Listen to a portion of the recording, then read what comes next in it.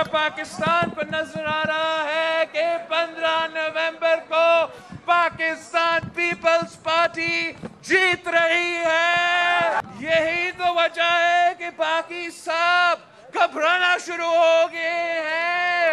वफाकी हुकूमत एक के बाद एक वजीर भेज रहे हैं आपके पास। 2 साल के बाद को पता लगा है क्या इन्होंने आपके लिए कुछ काम किया है?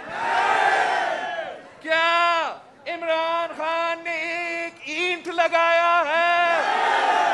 वादा किया था कि 1 करोड़ नौकरी देगा, क्या आपको कोई नौकरी मिला है?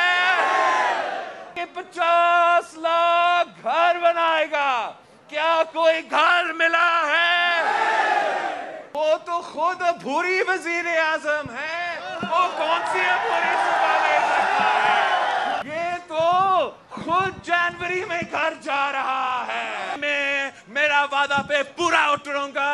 इन कठपुतलियों की तरह जिनकी हर वादा झूठा निकला, हर वादा धोखा निकला, मैं यू टर्न नहीं लूंगा।